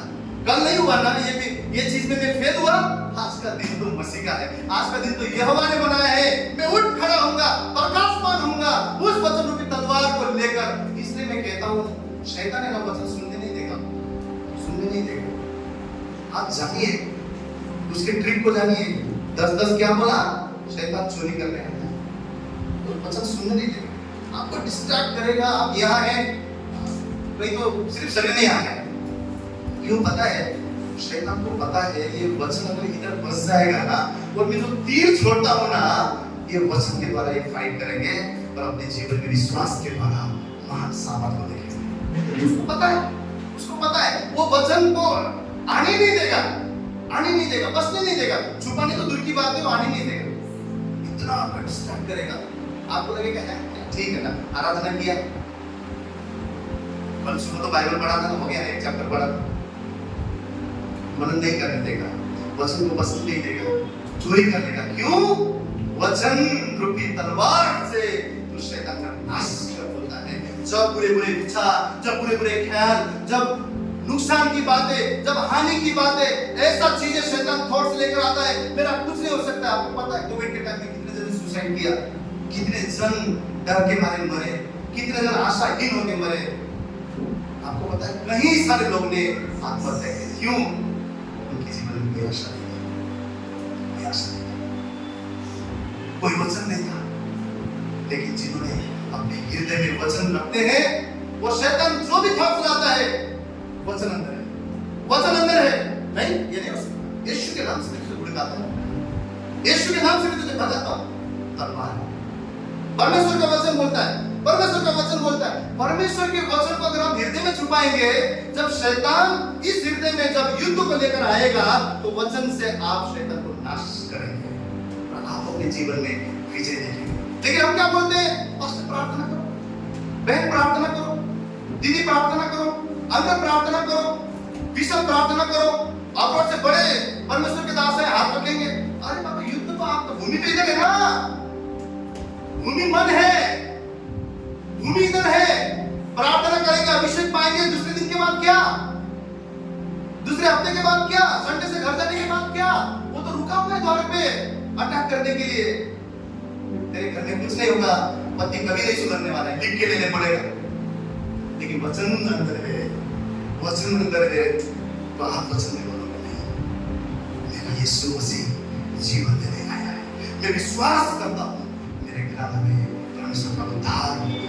और उन्हें कहा तो विश्वास कर तेरा घराना बचेगा। मैं विश्वास, आप बस विश्वास की बातें बोलना शुरू करेंगे। क्यों? अपने वचन को हृदय में छुपाएं। इसीलिए आज मसीह में आराधना में पूरा 1000 जन मगन रहेंगे, वचन के टाइम में 100 जन नहीं सुनता है, सुनेंगे नहीं वचन। क्यों? सिर्फ आराधना में छुटकारा है, छुटकारा है, छुटकारा है। उसके बाद जब आएगा अटैक, उसके लिए क्या है? क्या है उसके लिए? हमारे ताकत और बल से नहीं, परमेश्वर के वचन ही हमें जीवित रख सकता परमेश्वर के वचन ही हमें छुड़ा सकता है, बचा सकता है। हम लोग एक पुस्तक निकालेंगे, वो है गिनती का पुस्तक 12वां अध्याय, 11वां अध्याय को हम पढ़ेंगे। 11वां अध्याय से मैं ये घर में आप सब पढ़ सकते हैं, 11 और 12 सब जन याद रखिए। गिनती उसका 11 और 12 सब जन घर में हम सब जब भी समय मिलेगा इस अध्याय को पढ़ेंगे। इसमें से मैं कुछ चीजों को लूंगा जिसमें क्या बोला है। अगर आप 13वां अध्याय को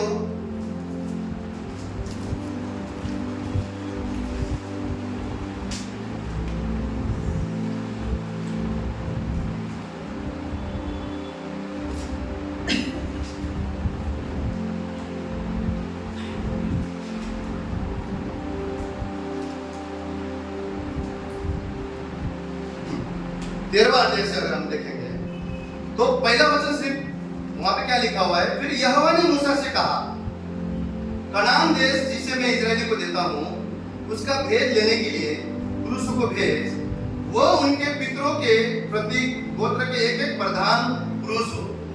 सब जन से ध्यान देंगे, कैसा पुरुष को बोला? प्रधान, मतलब मुख्य लोग जो उस इजरायली ग्रुप में मेन थे। तो अभी यहाँ पे हम लोग बाद में पढ़ सकते हैं, वहां पर क्या हुआ, मूसा क्या करता है, 12 अलग अलग गोत्र में से एक एक जन को चुनता है। लेकिन वो कौन थे? प्रमुख थे, हेड थे। ऐसा नहीं कि कोई भी चलो नया नया विश्वासी, ऐसा नहीं, हेड थे।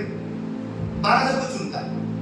और यहोवा ने क्या बोला था, ऐसे पुरुषों को भेज जो कनान देश में मैं भेजने वाला हूँ। कनान देश क्या था? जहां से मिस्र से छुड़ाकर इजराइल लोग को लेकर जाने वाले थे आशीष के देश में। तो वो जंगल में पहुंच के परमेश्वर यहोवा मूसा को आके देते हैं कि ऐसे पुरुषों को भेज, तो वहां का सारा गतिविधि को जान के वो वापस आने पाए। तो मूसा क्या करता है, 12 गोत्र, ऐसा समझ लीजिए कि 12 अलग अलग समाज, अलग अलग जाति में से, ऐसा मान लीजिए उदाहरण के तौर पे 12 हेड लोगों को, मुख्य लोगों को उसने चुना और उनको भेजा। और वहां पर वो लोग ने सब देखा कनान देश में। और वहां पर बोलता है, बाइबल लिखा है कि वहां से जो एक अंगूर का डाली जो काट के लाए उसको भी 2 जन ने डंडी पे उठाकर लाना पड़ा, क्योंकि इतना मतलब फलवंत देश था, इतना आशीषित देश था। उन्होंने सब कुछ वहां पे देखा, सब कुछ जाना, सब कुछ विचार किया और 40वां दिन के बाद वो वापस आए, सब जान के कि वो देश कैसा है। तो वो चीज हम लोग अभी यहाँ पर पढ़ने वाले हैं। उसके बाद में 14 अध्याय में 13 अध्याय का ही 25वां वचन से आगे मैं पढ़ूंगा, सभी देखिए, ध्यान दीजिए। 40 दिन के बाद वे उस देश का भेद लेकर लौट आए और पारान जंगल में कादेश नामक स्थान में मूसा और हारून और इजरायली की सारी मंडली के पास पहुंचे और उनको और सारी मंडली को संदेशा दिया और उस देश के फल उनको दिखाए। उन्होंने मूसा से यह कहकर वर्णन किया, जिस देश में तूने हमको भेजा था उसमें हम गए, उसमें सचमुच दूध और मधु की धाराएं बहती है और उसकी उपज में से यही है, परंतु उस देश के निवासी बलवान हैं और उसके नगर गढ़ वाले हैं और बहुत बड़े हैं। और फिर हमने वहां अनाक वंशियों को भी देखा। दक्षिण के देश में अमालेकी बसे हुए हैं और पहाड़ी देश में हित्ती, यबूसी और एमोरी रहते हैं और समुद्र के किनारे किनार और यर्दन नदी के तट पर कनानी बसे हुए हैं। पर कालेब ने मूसा के सामने प्रजा के लोगों को चुप कराने के विचार से कहा। सब जन पहले क्या देखेंगे, क्या लिखा हुआ है, जितने भी 11 जन बाकी थे उन्होंने वहां के बारे में बढ़ा चढ़ा के जो देखा था वर्णन किया कि बाप रे, वो लोग तो ऐसे लोग हैं ना जो अपने लोगों को भी खत्म कर देंगे, इतने सामर्थी, इतने बलवान, क्योंकि वो तो शत्रु थे ना जो कनान देश में रहते थे, इतने मतलब वहां पर तो हम तो उनके सामने टिट्टी के जैसे दिखते हैं, हम तो कुछ भी नहीं है। उन लोगों ने वहां पर बोला कि उस देश में भले ही दूध और मधु बहता है, भले ही ऐसा इतना निराला, इतना अच्छा फल है, लेकिन वहां के जो लोग हैं वो तो दानव के समान है, हम तो उनके सामने टिड्डे के समान है, हम नहीं जा सकते। इजरायली मूसा के सामने, हारून के सबके सामने उन्होंने ऐसा वर्णन किया। आज कितने बार हमारी समस्या को हम मसीह के सामर्थ को छोटा कर देते हैं, मसीह के सामर्थ को छोटा कर देते हैं। नहीं नहीं नहीं नहीं, मेरा समस्या तो मैं कोई नहीं समझ सकता है। अपने आप को सोच के रख देते हैं कि ये चीज नहीं होना है, अपने आप को सोच के रख देते हैं कि मैं तो दवाई में ही मेरा जीवन है, अपने आप को सोच के रख देते हैं कि मेरा तो 4 पुस्तक भी गरीब था, मैं भी गरीब रहूंगा, मैं ऐसे रहने वाला हूं। अपने आप को सोच के रख देते हैं कि मैं तो पापी था, पापी रहूंगा, आज भी पाप करता हूं। बढ़ा चढ़ा के शत्रु की बातें, कई बार हम परमेश्वर के सामर्थ को इन बातों से छोटा करते हैं। लेकिन उसमें से एक जन था कालेब। बाइबल कहता है कालेब के अंदर अलग ही एक आत्मा था। कैसा आत्मा? सामर्थ का आत्मा। कैसा आत्मा? हिम्मत का आत्मा। कैसा आत्मा? परमेश्वर के नाम से अधिकार रखने वाला आत्मा। आगे हम पढ़ते हैं, वहां पर क्या लिखा हुआ है 30वां वचन में, पर कालेब ने मूसा के सामने प्रजा के लोगों को चुप कराने के विचार में कहा, हम अब भी चढ़ के उस देश को अपना कर लेंगे, क्योंकि निसंदेह हमें ऐसा करने की शक्ति है। आमीन। ताली बजाइए यीशु मसीह के लिए। कालेब क्या कहता है? क्या कहता है? हम अब भी, बस भी नहीं, अब भी जाएंगे, हम उस जगह पर हम जीतेंगे, उस जगह पर प्रवेश करेंगे, क्योंकि यहोवा परमेश्वर का शक्ति हमारे साथ है। अपनी समस्या में बोलिए, मैं रोके नहीं बैठूंगा, मैं रोके नहीं बैठूंगी, भागूंगा नहीं, भागूंगी नहीं। परमेश्वर का शक्ति जिसने मसीह को जी उठाया वो मेरे अंदर है, मैं लड़ूंगा। हिम्मत रखना है, हिम्मत रखना है। एक इंग्लिश में वर्ड है नेवर क्विट, कभी क्विट नहीं करना है, नेवर क्विट। मसीह कभी क्विट कर ही नहीं सकता, इसलिए आज का दिन बना हुआ है, क्योंकि आज का दिन फिर से लड़ना है। आज के दिन अपने अधिकार को यूज करते हुए शैतान को नाश करके फिर से मसीह के राज्य में स्थापित करना है। जब तक वो ना आए, आज का दिन है, लड़ना है। कहीं कभी हार नहीं मान सकते, क्योंकि हमारा मसीह जीता हुआ मसीह है, हमारा परमेश्वर जीता हुआ परमेश्वर। अभी आगे हम देखेंगे तो वहां पर क्या लिखा है, और जो पुरुष उसके संग गए थे उन्होंने कहा, जो 11 जन थे, उन्होंने क्या कहा, उन लोगों पर चढ़ने की शक्ति हमें नहीं है, क्योंकि वे हमसे बलवान हैं। और उन्होंने इस्राएलियों के सामने उस देश की जिसका भेद उन्होंने दिया था, यह कहकर निंदा भी की, वो देश जिसका भेद देने को हम गए थे, ऐसा है जो अपने निवासियों को निकल जाता है। और जितने पुरुष हमने उसमें देखे हैं, वे सब के सब दिल डोल के हैं। फिर हमने वहां नपीलों को, अर्थात नपीली जाति वाले आनक पंक्षियों को देखा, और हम अपनी दृष्टि में उनके समान, टिड्डे के समान दिखाई पड़ते थे, और ऐसे ही उनकी दृष्टि में मालूम पड़ते थे। उन्होंने बोला हम कुछ नहीं, हम नहीं जाएंगे, हम नहीं जाएंगे, हम नहीं जाएंगे। आज कितने बार हम परमेश्वर के सेवक को कंप्लेंट करते हैं, मसीह में आकर ब्रदर मुझे क्या मिला, क्या मिला, क्या मिला मुझे मसीह में, वही सब भी करते हैं। ऐसा सेवक जो दिन रात घुटना लगा के आपके आत्मा के लिए दुआ करता है, जो आपको गाइड करता है, जो मार्गदर्शन करता है, क्या मिला मुझे मसीह में, क्यों मैं कलीसिया आऊं, क्यों मैं वचन पढ़ूं। यहाँ पे भी ऐसी हालत था, बोले नहीं नहीं नहीं, परमेश्वर ने छुड़ा के लाया, परमेश्वर ने नया दूध मधु बहने वाले स्थान में लेकर जाने के लिए तैयार है।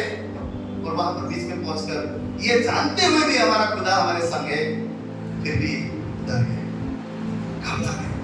और वहां पर क्या लिखा है 14वां वचन में, तब सारी मंडली अर्थात जो भी इस्राएली लोग थे चिल्ला उठी, और रात भर वो लोग रोते ही रहे।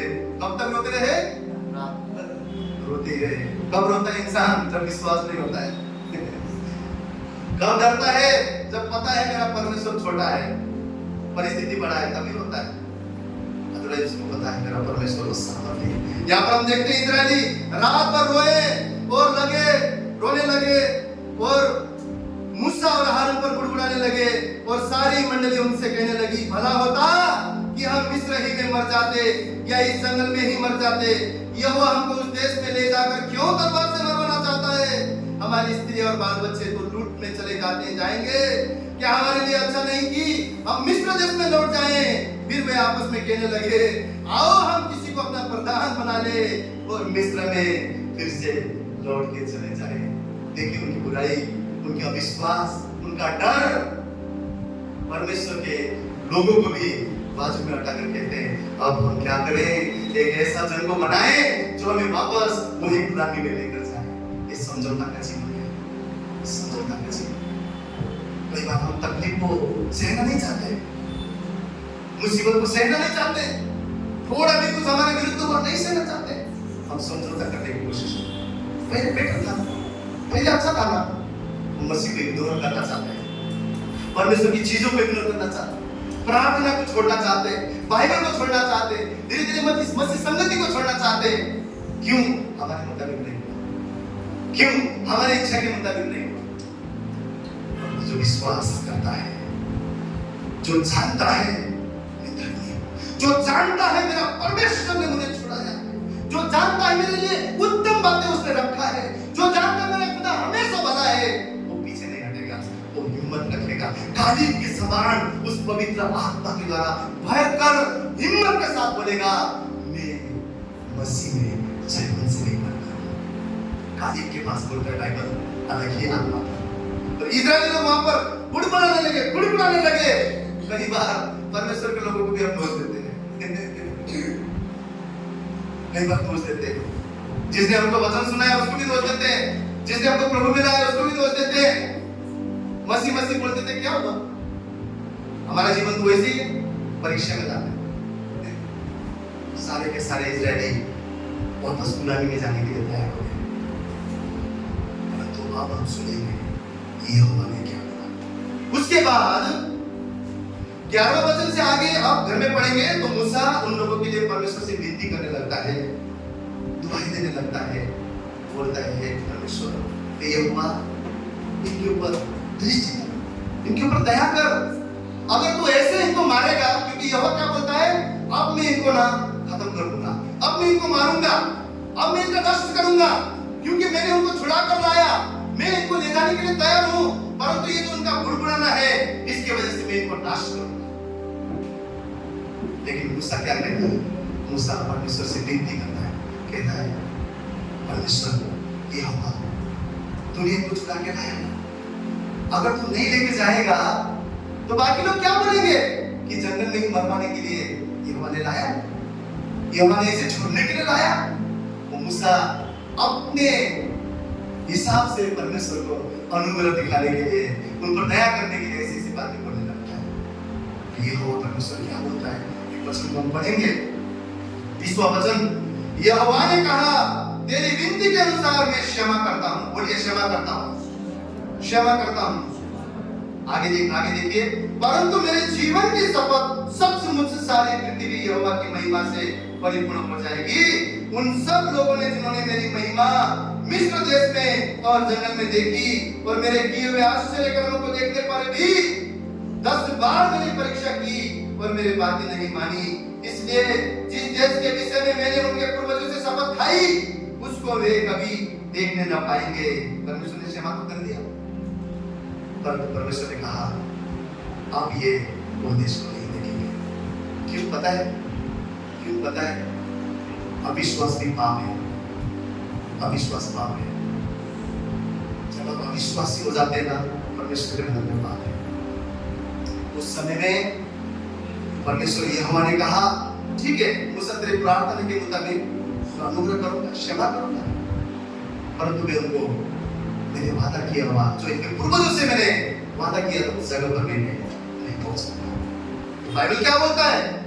परंतु इस कारण कि मेरे दास कालीब के साथ और ही आत्मा है और उसने पूरी रीति से मेरा अनुकरण किया है, मैं उसको उस देश में जिसमें वो आया है पहुंचाऊंगा और उसका वंश उस देश का अधिकारी होंगे। आमोरी और कनानी लोग तराई में रहते हैं, इसलिए कल तुम घूमकर प्रस्थान करो और लाल समुद्र के मार्ग से जंगल में जाओ। परमेश्वर ने क्या बोला? परंतु कालाब के अंदर गालिब के अंदर जो आत्मा था और वो ही आत्मा था, और उसने जो आत्मा क्या था, जो परमेश्वर का आज्ञा मानने वाला, परमेश्वर का भय मानने वाला, परमेश्वर के विश्वास में चलने वाला, डर का नहीं सामर्थ्य आत्मा में चलने वाला, अधिकार में जीने वाला, उस आत्मा के द्वारा परमेश्वर ने क्या बोला, गालिब के अंदर वो आत्मा है। अब गालिब उस देश में पहुंचेगा, उसके वंश को मैं वहां पर बढ़ाऊंगा। आपका हिम्मत हारना, आपका गुड़गुड़ाना, आपका विश्वास परमेश्वर के लिए पाप है। जरूर परमेश्वर आज अनुग्रह के समय में हम पर अनुग्रह करेगा, क्षमा करेगा, माफ करेगा, परंतु अगर हमको उस देश में जाना है जो देश में ना दुख है ना आंसू है, सियोन देश, उस देश के लिए बाइबल कहता है हमें अधिकार में इस्तेमाल करना है। तो पवित्र आत्मा के सामर्थ्य द्वारा जीवन को जीना है। हम डर के एक ही जगह पे नहीं रह सकते हैं, हमें उठकर प्रकाशमान होना है। हमें आज का दिन फिर से सामना करते हुए अपने जीवन को आगे बढ़ाना है। हमें जानना है परमेश्वर ने दूध और मधु बहने वाला देश हम पर मिल रखा है। हो सकता है वो जंगल आपके जीवन में आज हो सकता है वो डर का समय आपके जीवन में आज हो सकता है ऐसे कठिनाई गुड़गुड़ाने का समय परिस्थिति आपके जीवन में आज हो, परंतु परमेश्वर कह रहा है मैं वो नहीं चाहता, मैं विश्वास चाहता हूँ, मैं विश्वास चाहता हूँ, मैं विश्वास चाहता हूँ। मैंने जो तुमको सामर्थ्य दिया है उस अधिकार का इस्तेमाल करो। मैंने जो तुमको सामर्थ्य दिया है शैतान का नाश करो, क्योंकि पहले से मैंने उसको आपके जूते के नीचे कर दिया है, जूते के नीचे कर दिया है। परमेश्वर ने गालिब को विजय घोषित किया। क्यों पता है? सामर्थ का आत्मा उसके अंदर था। वही सामर्थ का आत्मा आप पर मेरे जीवन में है। अगर हम डरेंगे, अगर हम घबराएंगे, शैतान हम पर हावी हो जाएगा। अपने जीवन के कोई भी हिस्सा जहां आप सोचते हैं इस हिस्से को मैं हार गया हूं, ये हिस्सा मेरे लिए नहीं है, ये जगह मेरे लिए नहीं है, ये रिश्ता मेरे लिए नहीं है, ये आशीष मेरे लिए नहीं है, जहां पे आप हार गए और सोचते शैतान ने ले लिया है, उठिए प्रकाशमान होइए।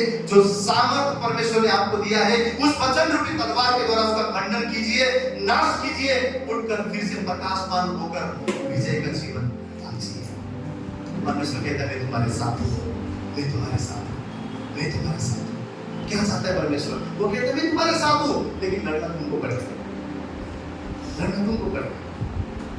कौन सा लड़ाई? वचन रूपी तलवार से जो हमारे हृदय में दिन रात लड़ाई होता है, दिन रात हम सोचते हैं, दिन रात शैतान क्या करता पता है आपको? बाहरी रूप से पहले नहीं हराएगा, आपको यहाँ से हरा देगा। इसलिए वो वही युद्ध करता है ना, आपको वहां पे हरा देगा। यहाँ से आप हार गए, आपने जीवन में घुटना टिक गए, अब हार गए, आप कभी नहीं खड़े हो पाएंगे। क्यों? आपने मन में हार गए। तो बात समझना है मेरे भाई मेरी बहन, परमेश्वर ये वचन के द्वारा मैं रोकर लिख रहा था, प्रभु हमें सामर्थ्य दे, हमें बुद्धि दे, ज्ञान दे, तेरा वचन इस प्रकार हमारे हृदय में हम बसा प्रभु, हम जाने शैतान को नाश करे, शैतान के राज्य को नाश करे, मसीह के राज्य को हमारे जीवन में स्थापित करे। आज परमेश्वर में जो हम बोलते हैं जयवंत से भी बढ़कर है, जरूर हम जयवंत से भी बढ़कर है, परंतु उस वचन में तलवार के द्वारा हमें लड़ना है। उन आशीषों को, उस शांति को, उस समृद्धि को, उस भरपूरी को, उस बहुतायत को आपको अपने जीवन में उस अधिकार के द्वारा पाना है। वो अधिकार परमेश्वर ने आपको दिया होगा। अधिकार का इस्तेमाल करेंगे, उठेंगे सुबह भोर को, वो कोई भी बात हमें हरा नहीं सकता, कोई भी बात हमें डिस्पूट नहीं कर सकता, हमारे आशाओं को छीन नहीं सकता। उठेंगे अपने परिवार के लिए, अपने रिश्तेदारों के लिए, अपने फाइनेंस के लिए, अपने सेहत के लिए, अपने घर का शांति के लिए, जो भी बातें परमेश्वर के मुताबिक नहीं हो रहा है उन बातों के लिए उठेंगे, प्रार्थना करेंगे, वचन रूपी तलवार को लेंगे, शैतान को नाश करेंगे, अपने जीवन से भगाएंगे और दूध और मधु बहने वाले देश को अपने जीवन में ग्रहण करेंगे। ये अधिकार आप पर मुझे दिया है। संसार को नहीं है, संसार अरबपति खरबपति हो सकता है, परंतु आत्मा का सामर्थ्य आपको मेरे अंदर है। कितने बड़े बड़े लोग सुनने में आता है सुसाइड कर लिया, क्यों? मन से हार गए, यहाँ तक कि मसीह में भी मैंने ऐसे लोग सुना है जिन्होंने आत्महत्या किया। क्यों? क्यों? जो मन है, जो युद्ध भूमि है, वहीं शैतान ने हरा दिया है। वहां शैतान ने हरा दिया है। छोटा तो चर्च है यार, क्यों जानेगा? 10 जन तो आते, क्यों जानेगा? वचन क्यों सुनना है? ठीक है ना, यूट्यूब में आके सुन लेंगे। महत्व को समझिए, महत्व को समझिए मेरे भाई मेरे बहन। एक समय था हम सब भी जब नए नए मसीह थे, सब ने हमने अपने जीवन में बड़े बड़े कार्य को हमने परमेश्वर के देखे। लेकिन अब एक समय है परमेश्वर जहां पर बोलते तुम योद्धा हो, तुम मेरे राज्य के खंभा हो, राजदूत हो बोलता है। क्यों? अगर परमेश्वर के भवन के लिए आप और मैं नहीं लड़ेंगे तो कौन लड़ेगा? अगर हमारे जीवन में उन अविश्वासी परिवार के लिए, अपनी मुसीबतों के लिए आप और मैं नहीं लड़ेंगे तो कौन लड़ेगा? जिसको सामर्थ्य दिया है, जिसको अधिकार दिया है, हम चुप बैठेंगे, कौन प्रार्थना करेगा? कौन बोलेगा आपको और मुझे मध्यस्थी करना है अपने रिश्तेदारों के लिए, अपने परिवार के लिए, अपने घराने के लिए? परमेश्वर ने कनान देश हमारे लिए डिक्लेयर कर चुका है, अनंत काल का जीवन डिक्लेयर कर चुका है, बहुतायत का जीवन डिक्लेयर कर चुका है। लेकिन सत्य क्या है? आपको और मुझे अधिकार के साथ उसको अपने जीवन में लेना है। प्रार्थना करता हूँ कि परमेश्वर आप और मुझे ऐसा अभिषेक करे, ऐसा वचन हमें वचन में बढ़ने को मदद करे। आने वाले दिनों में इस वचन को अपने हृदय में छुपा कर शैतान को नाश करते हुए हम पाप में नहीं लेकिन धर्मी जीवन बिताए और आशीर्वाद का जीवन हमारे जीवन के हर एक क्षेत्र में पाए। 10:10 बोलता है, चोर करने शैतान आया है, नाश करने, घात करने आया है, लेकिन यीशु बोलता है मैं आया हूँ जीवन देने, भरपूरी का जीवन देने। वो भरपूरी का जीवन आप और मेरे लिए परमेश्वर का। आइए, कोई भी बात हमें नीचे ना खींचने पाए, कोई भी बात हमें हारा हुआ महसूस ना करने पाए, कोई भी जगह पर हमें महसूस ना करे कि मैं कमजोर हूँ। आप मसीह में जयवंत से भी बढ़कर हैं। आपके अंदर वही पवित्र आत्मा है जिस पवित्र आत्मा ने यीशु को जिलाया, वही सामर्थ आत्मा आप मुझे दिया गया है। हारे नहीं तो जयवंत से भी बढ़कर जीवन जिए। और ये युद्ध हमारे मन में है, तलवार से शैतान को नाश करे और मसीह के राज्य को स्थापित करे। परमेश्वर इस वचन पर आशीष करे। आइए एक जोरदार ताली केवल यीशु